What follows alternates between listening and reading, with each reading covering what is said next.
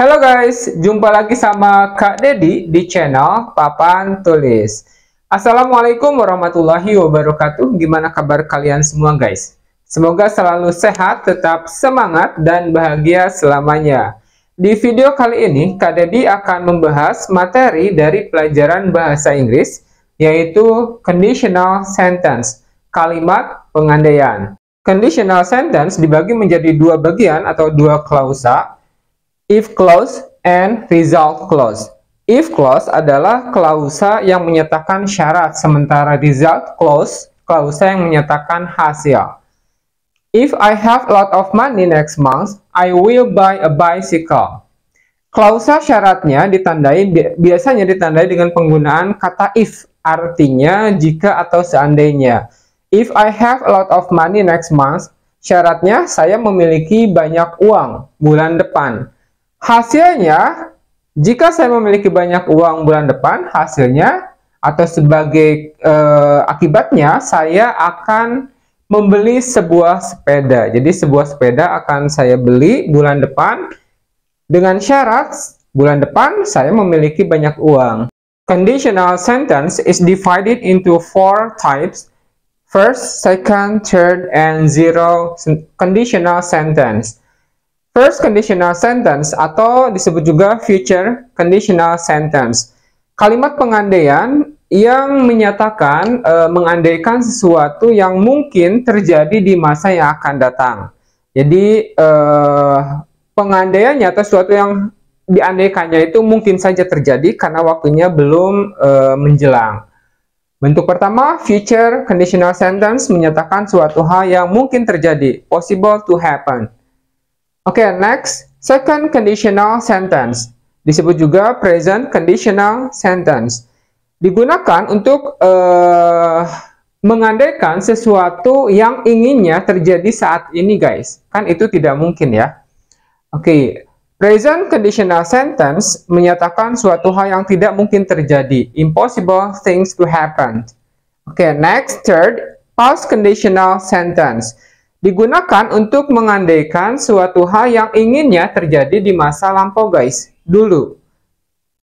Tapi pastinya tidak terjadi kan? Nah, bedanya dengan bentuk kedua, bentuk ketiga ini lebih mengutamakan unsur penyesalan. Jadi, menyatakan unsur penyesalan, guys. Oke, zero conditional sentence. Nah, bentuk terakhir ini menyatakan general truth, yaitu kebenaran yang berlaku umum. Artinya, fakta ini diketahui oleh banyak orang, guys. Oke, Kak Dedi akan jelaskan satu persatu, mulai dari future conditional sentence. Pola kalimat pengandaian yang pertama ditandai dengan penggunaan kata if, artinya jika atau seandainya, kemudian diikuti oleh subjek, bisa I, you, we, they, she, he, it, atau bisa juga nama, kemudian diikuti kata kerja pertama, atau jika kalimatnya tidak menyatakan kegiatan atau non-verbal sentence, gunakan to be present atau to be pertama, are, am, atau is. Nah, ini sebagai if clause atau klausa syarat. Klausa hasilnya subjek, kemudian diikuti oleh modals bentuk pertama. Bisa will, bisa juga can. Oke, for example, if Santi invites Jafar to her birthday party, he will come.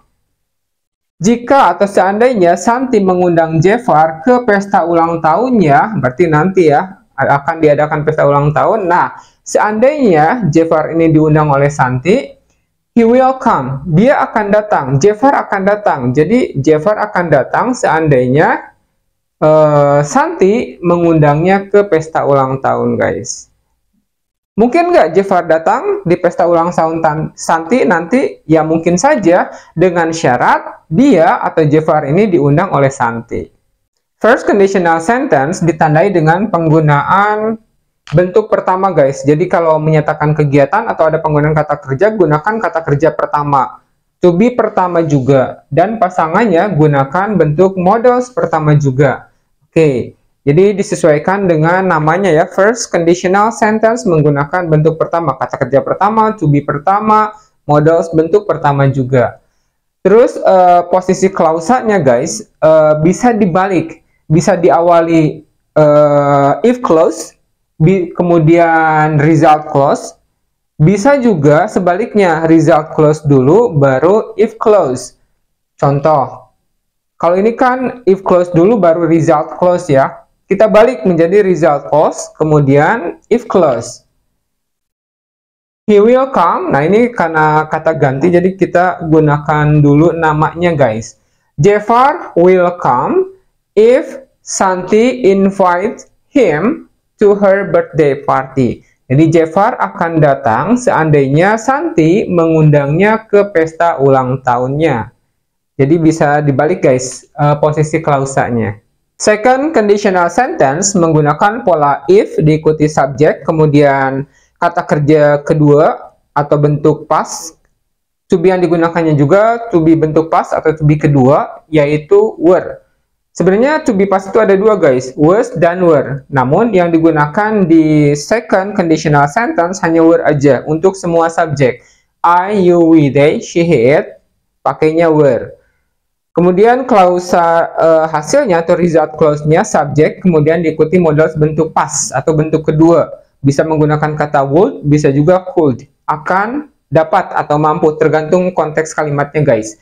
For example, if I had money now, I could help you. Seandainya saya memiliki uang saat ini, saya bisa membantumu. Misal, ada seorang teman menghampiri Kak Dedi, dia meminta bantuan untuk meminjam uang, guys. Tapi saat ini Kak Dedi lagi nggak punya uang. Nah, kemudian Kak Dedi bilang ke teman Kak Dedi tersebut, seandainya saya memiliki uang sekarang, saya bisa membantumu. Artinya saat ini Kak Dedi bisa membantu teman Kak Dedi tersebut nggak, guys?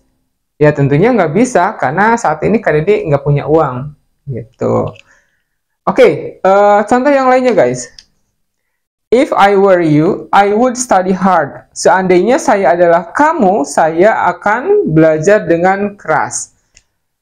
Misal, guys, Kak Dedi punya seorang teman lagi kuliah nih, cuman dia malas-malasan belajarnya. Kemudian Kak Dedi bilang, if I were you, I would study hard. Seandainya saya adalah kamu, saya akan belajar dengan keras. Mungkin nggak Kak Dedi berubah menjadi teman Kak Dedi tersebut? Kan nggak mungkin juga. Oke, bentuk kalimat pengandaian kedua ini, guys, ditandai dengan penggunaan bentuk kedua. Jadi disesuaikan ya dengan namanya. Kalau ada kegiatan penggunaan kata kerja, gunakan kata kerja kedua, to be kedua, tapi yang dipakai ingat hanya were saja. Kemudian pasangannya di result clause-nya menggunakan modal bentuk kedua juga, bisa would, bisa juga could. Third conditional sentence mengandaikan suatu hal yang inginnya terjadi di masa lampau, ditandai dengan pola kalimat if diikuti subjek, kemudian diikuti kata had, kata kerja ketiga atau past participle. Kalau tidak menyatakan kegiatan atau menyatakan kondisi kalimatnya, setelah kata had diikuti been. Nah, ini menggunakan rumus ini, guys, past perfect tense. Oke, had kata kerja ketiga atau had been. Result clause-nya subjek diikuti would have atau could have, tergantung kalimatnya ya, guys.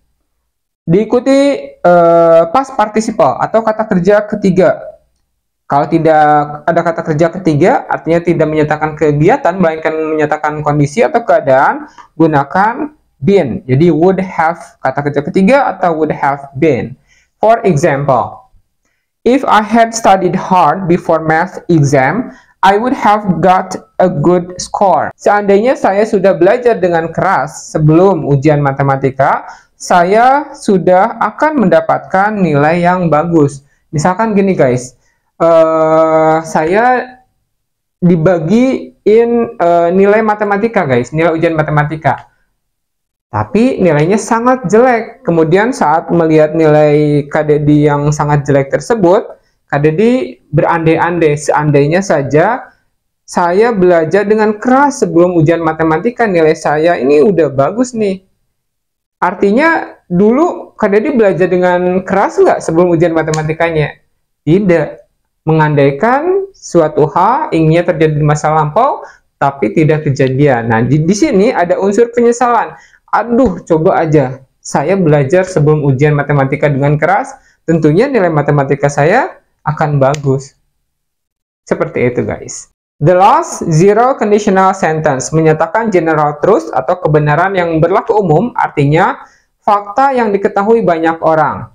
Pola kalimatnya, if diikuti subjek, kemudian kata kerja pertama, klausa berikutnya, subjek diikuti kata kerja pertama. Sebenarnya pola kalimat untuk zero conditional sentence mirip dengan first conditional sentence. Pembedanya apa coba guys? Di bagian result clause-nya setelah subjek tidak diikuti modals.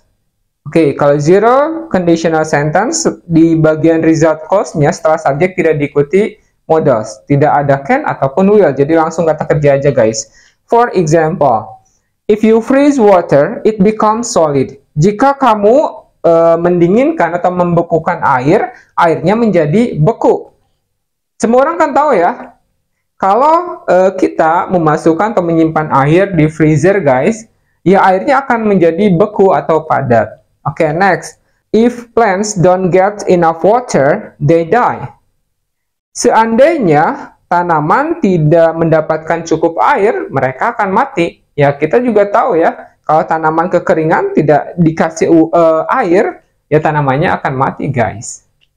Itu penjelasan mengenai conditional sentence. Oke, terakhir, Kak Dedi akan kasih kalian soal latihan, guys. Kita kerjakan bersama-sama ya. Ada 6 soal latihan, guys. Kita kerjakan bersama-sama, kita analisis. Kira-kira jawaban untuk masing-masing soal ini termasuk tipe conditional sentence yang keberapa. Oke, number 1, if I blah blah blah time, I will finish that letter. Oke, coba di sini perhatikan guys, ada 2 klausa. Yang pertama itu if clause, yang masih rumpang, yang akan kita isikan jawabannya, dan result clause, yang sudah lengkap. Nah, untuk mengisi bagian rumpang ini, kita lihat klausa yang lengkapnya saja. Di sini yang lengkapnya adalah result clause. Perhatikan kata setelah subjek guys. Kata setelah subjek di sini ada kata will. Will ini bentuk pertama ya, modals bentuk pertama. Berarti di sini juga harus menggunakan bentuk pertama juga guys. Kalau ada penggunaan kata kerja, gunakan kata kerja pertama, to be pertama, RM is. Nah, karena yang di dalam kurungnya have kata kerja, maka gunakan kata kerja pertama. Oke, jadi jawabannya adalah have. Tidak berubah ya, sesuai dengan kata yang di dalam kurung. If I have time, I will finish that letter. Seandainya saya memiliki waktu, saya akan menyelesaikan surat tersebut. Nah, jadi ada kemungkinan untuk menyelesaikan surat tersebut. Nomor 1 ini termasuk first conditional sentence guys. Jadi menyatakan suatu hal yang ingin dicapai di masa yang akan datang. Number 2, if I had $1 million, I blah blah blah a big house. Klausa yang lengkapnya untuk kalimat nomor 2 ini adalah if clause. Yang rumpang yang harus kita isikan jawabannya adalah result clause. Nah, maka kita perhatikan di bagian if clause-nya. Kata setelah subjek guys. Subjeknya I, kata setelah subjeknya di sini ada kata had, artinya memiliki. Ini bentuk past guys, atau kata kerja kedua. Maka di bagian result clause-nya juga harus bentuk kedua. Yang harus kita isikan adalah modals bentuk kedua atau modals past. Saya akan membeli sebuah rumah yang besar. Berarti akannya ini gunakan bentuk past atau bentuk kedua.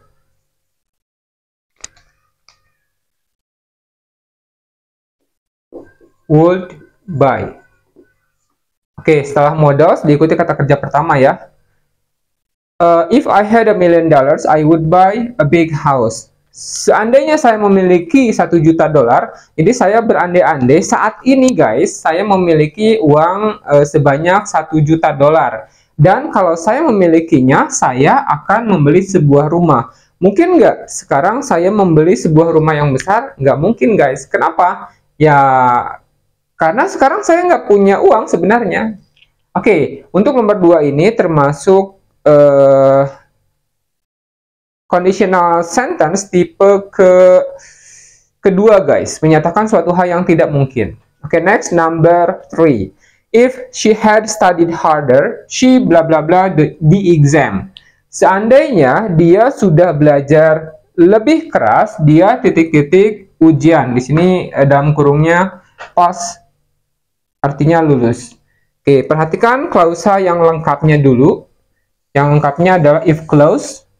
Kata setelah subjek ada kata had. Nah, di sini ada penambah kata kerja berikutnya, bentuknya past participle atau kata kerja ketiga, guys. Had studied. Nah, ini bentuk ketiga berarti ya. Berarti di sini gunakan bentuk ketiga juga, guys. Nah, bentuk ketiga, had kata kerja ketiga, pasangannya adalah would have kata kerja ketiga. Ini termasuk menyatakan penyesalan.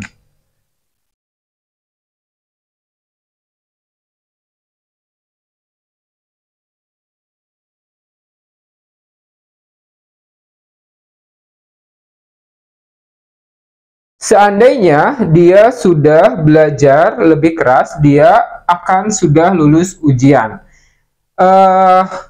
Mengandaikan bahwa dia itu dulu sudah belajar dengan lebih keras, sehingga dia akan sudah lulus ujian. Kenyataannya, karena dulunya dia tidak belajar lebih keras, ya hasilnya dia tidak lulus ujian, guys. Di sini ada penyesalan. Coba aja dulu dia belajar lebih keras, tentunya dia sudah lulus ujian. Oke, nah nomor 3 ini termasuk third conditional sentence, menyatakan penyesalan. Oke, next number 4. If I blah blah blah you, I wouldn't do that. Klausa yang lengkapnya adalah result clause. Setelah kata I, di sini ada modus bentuk past atau modus bentuk kedua, would not, bentuknya negatif, guys. Karena di result clause-nya menggunakan modus bentuk kedua, maka di if clause-nya juga harus menggunakan bentuk kedua. Yang belum ada itu kata kerja atau to be, karena dalam kurungnya yang diminta adalah bentuk be atau to be, maka gunakan to be past atau to be kedua. Ini sebenarnya nomor 4 ini termasuk second conditional sentence, menyatakan suatu hal yang tidak mungkin. Berarti gunakan to be bentuk past to be kedua, yaitu were saja untuk semua subjek. If I were you, I wouldn't do that. Seandainya saya adalah kamu, saya tidak akan melakukannya. Mungkin nggak saya berubah menjadi kamu? Kan nggak mungkin. Oke. Second conditional sentence for number 4. Number 5. If you blah blah blah if you blah blah blah red and blue, you get purple. Oke, kalau saya yang lengkapnya di sini adalah result clause. Coba perhatikan kata setelah subjek ada kata kerja pertama, guys, tanpa penggunaan modals. Oke, biasanya kan kalau di result clause itu ada penggunaan modals ya, tapi di sini nggak ada, dan kata kerja yang digunakannya itu adalah kata kerja pertama, guys, bentuk present. Nah, maka di sini pun di if clause-nya harus menggunakan bentuk present, bentuk kata kerja pertama ataupun to be pertama, guys.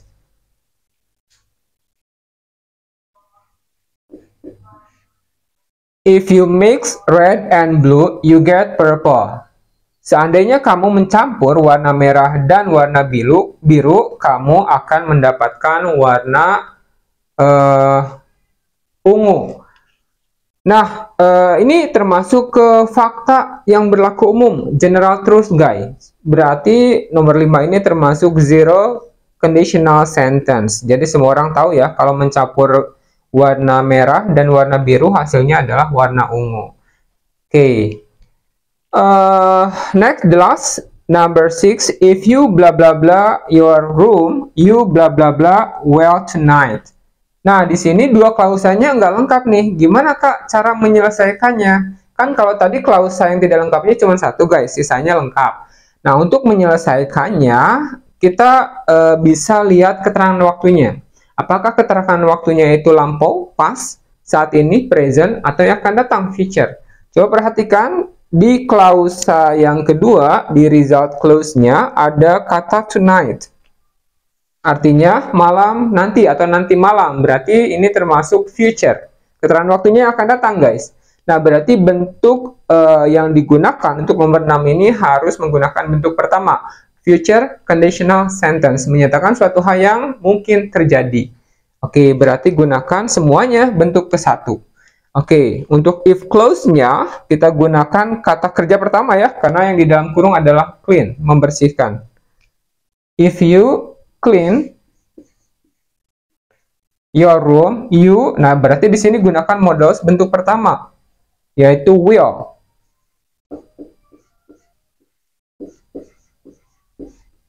If you clean your room, you will sleep well tonight. Seandainya kamu membersihkan kamarmu, kamu akan tidur dengan nyenyak malam ini atau nanti malam. Oke, menyatakan suatu hal yang mungkin terjadi. Mungkin saja kamu akan tidur nyenyak dengan syarat ya kamu membersihkan kamarmu terlebih dahulu, guys. Oh ya guys, ya ini coba perhatikan nomor 3. Ini Kak Dedi melakukan kesalahan nih di pengisian untuk nomor 3. Ini harusnya karena bentuk past conditional sentence setelah would itu pasangannya have, bukan had ya.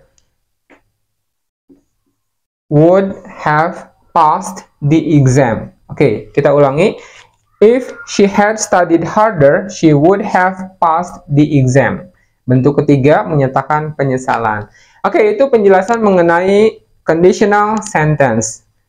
Bagaimana dengan penjelasannya guys? Bisa dipahami kan? Buat kalian yang menyukai video pembelajaran ini, jangan lupa guys tekan like-nya.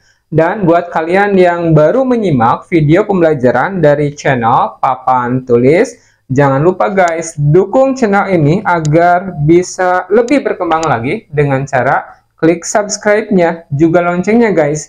Jangan lupa juga share ke teman kalian sebanyak-banyaknya agar mereka juga mendapatkan manfaat dari video ini. Thank you very much for everything and see you next time. Bye.